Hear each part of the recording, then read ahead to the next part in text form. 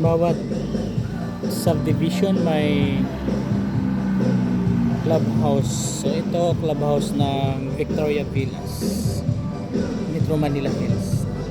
Kasi ang Metro Manila Hills may 272 hectares yan. So sa 272 hectares may 6 na subdivision.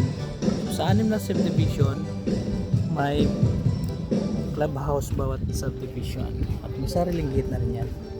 So ito ay Victoria Villas po ito dito.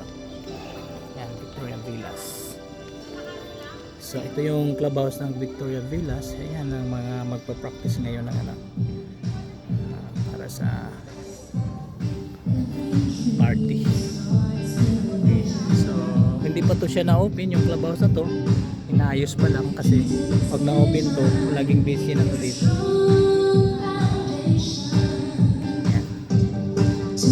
So yung lugar na yan ay balak namin na i-open pa, dagdagan namin yung benta.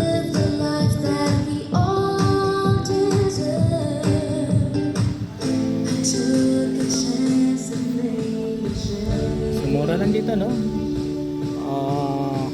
10% spot cash, pwede ka na makalipay. And then